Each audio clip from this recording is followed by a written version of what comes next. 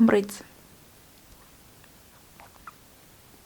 I called you here today, comrades, to discuss our current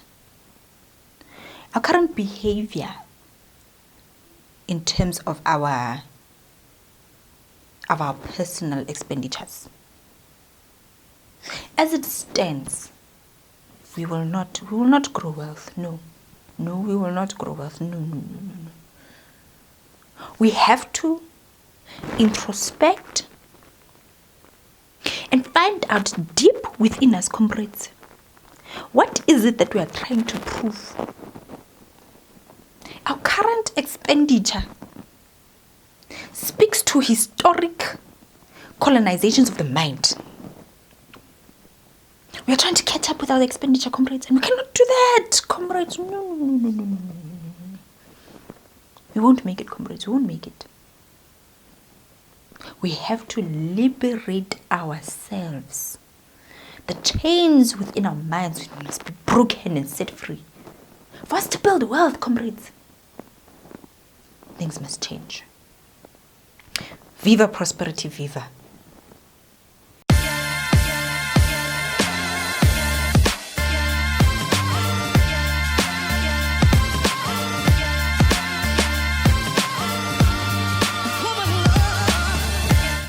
Hey beautiful people, welcome back to my channel. I'm Kopano Shimange and this is How I Do Things, the show where you send me your questions and I'll let you know how I would do things. Now you can use it as advice, take it, don't take it, it is completely up to you. Now it's a Chalete Tuesday, so we're going to be talking about that money, honey. Now, hands up if you agree with me, but I do not want to be poor in my life. I don't want to work all my life and then get to a point where I realize that actually my net worth is a minus. No. We cannot do that. Most of us have seen poverty, or we've either lived through poverty or come out of it, and we don't want to go there. Where actually, by the time we die with debts.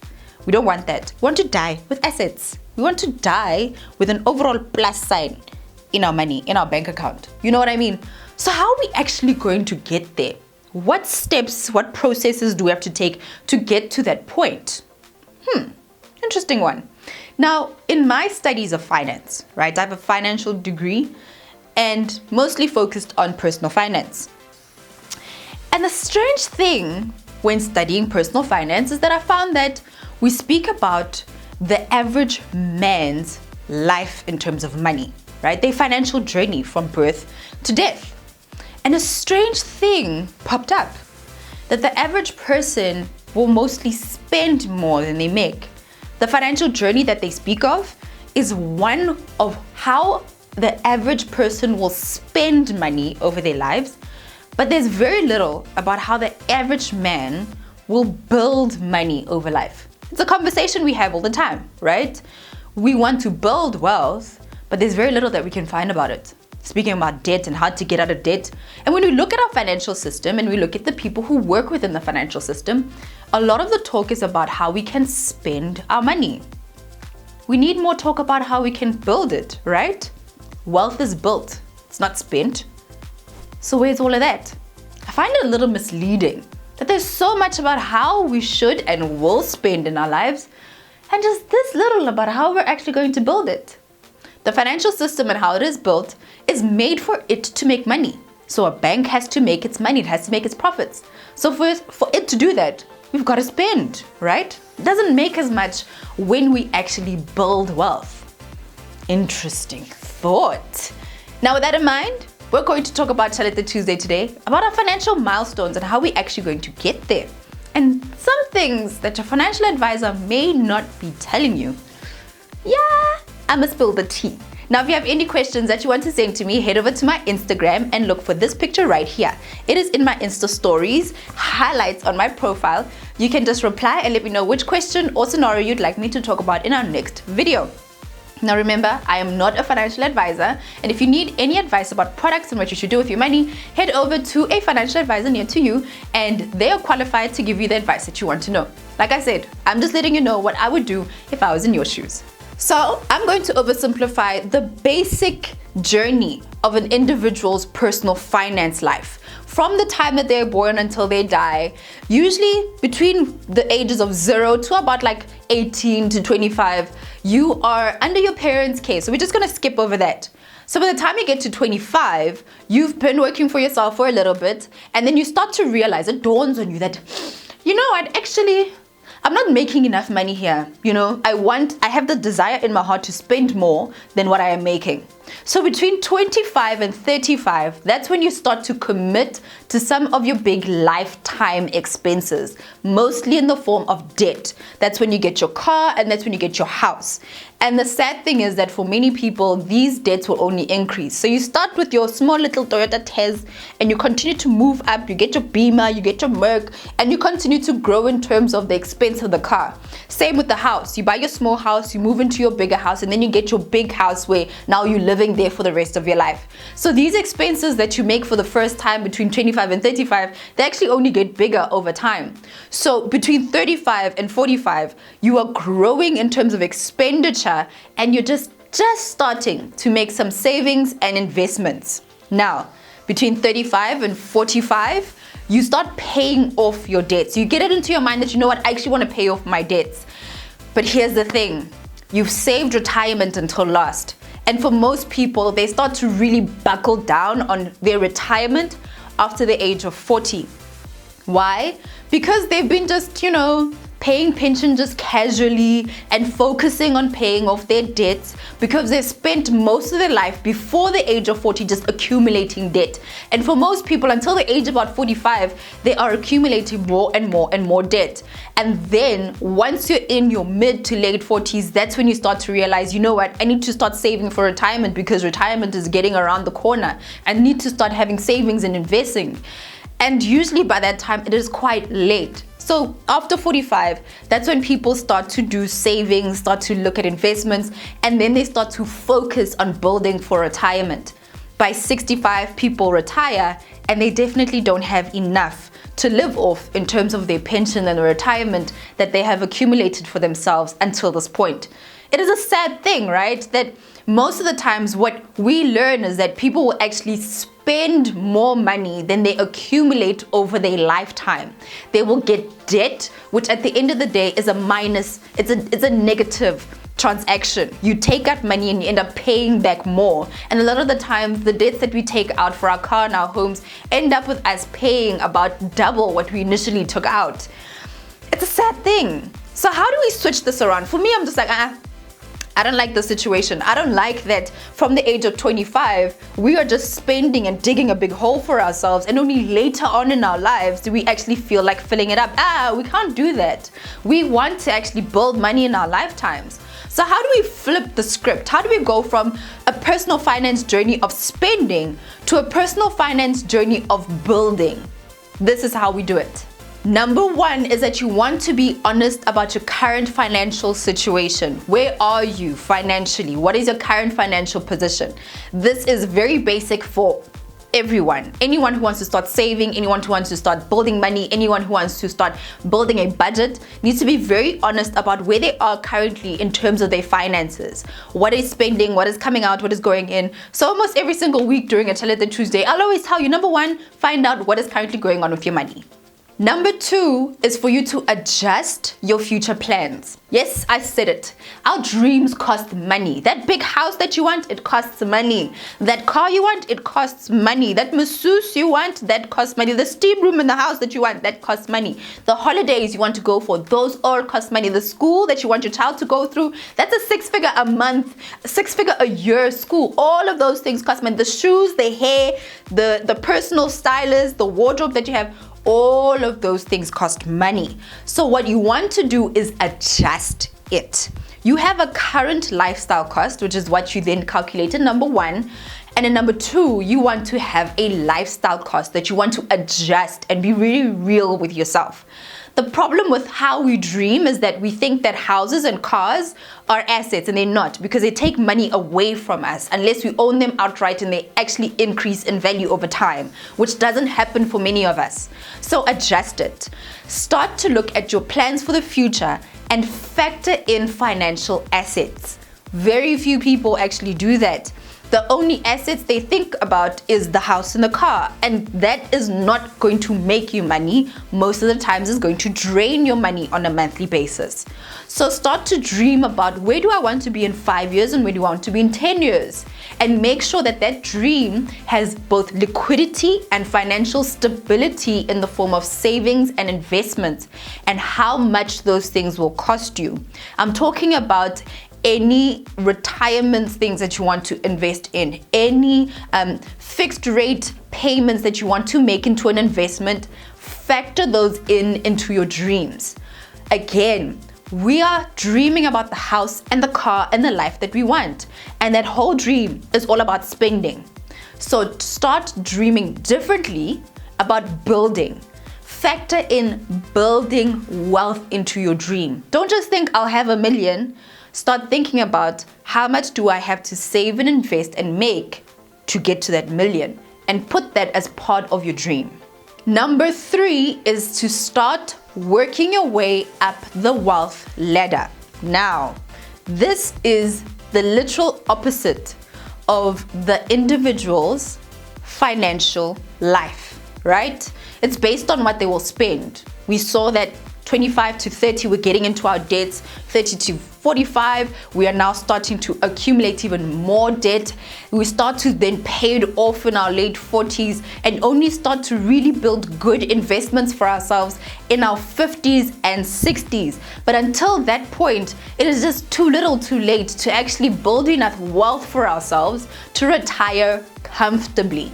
So this is the wealth ladder. This is something that I've used to say, this is the opposite of consumption. This is building wealth, right? So you start at the bottom level, which is the money that you need to have to cover your basic costs. So how much is coming in to cover your current lifestyle? Your hair, your nails, your food, where you live, your car, rates and taxes, all of that stuff. So whatever money is coming in, that is the basic level that you need to cover, right? That is the first level of wealth, being able to afford your life. First level, okay? So the second level is financial liquidity. This is money above what you have to cover your lifestyle that is liquid and available for any unforeseen circumstances, usually called your emergency funds. So the first base is covering your lifestyle. The second base is liquidity, which is reserved for if anything happens. So it's money you do not touch. Now this is the second level, the second most basic level in terms of climbing up the financial ladder. The third level, now we're going up, right? So we've covered our lifestyle costs. We're living comfortably. We're able to pay for our house, our food, our car, everything that we have in our life. Then the second level is then liquidity, which is there for emergencies should we need it. So it's untouched money just put away. Now the third level is money that we have put away, reserved for retirement. Now this is something that a lot of people tend to ignore until later on in their lives, right? People would rather pay off their debts. People would rather be spending on things. People would rather upgrade their house, upgrade their car before they actually get on par with this one.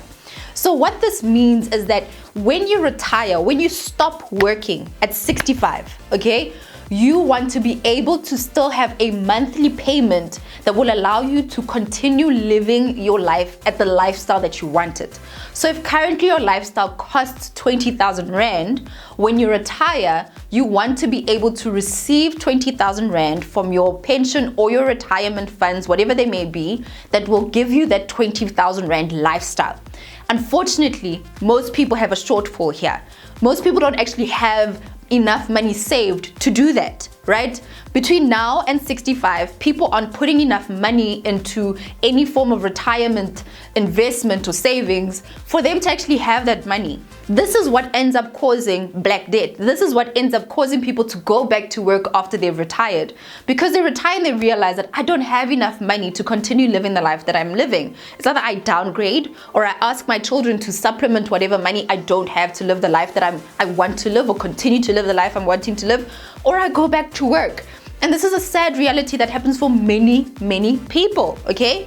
So that is the third level. These are actually basics. This is something you should already be affording in your life. Unfortunately for many people, they're at level 1 and they actually can't afford their lifestyle.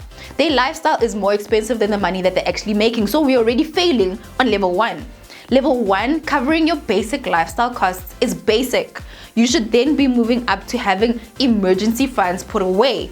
And then thirdly, having a retirement that by the time you retire, you are contributing enough money so that by the time you retire, you are able to continue living the lifestyle that you want. Now, we then move on to level 4, and this is where true wealth is built. This is where you are affording your lifestyle costs, you have an emergency fund, you have retirement investments and savings that are actually going to allow you to continue to live the life that you want, and you have additional money above and beyond that. That's where true wealth is. It is extra money. When you have covered all of these things down here and you have that extra money to afford your life. This is what a lot of people don't understand.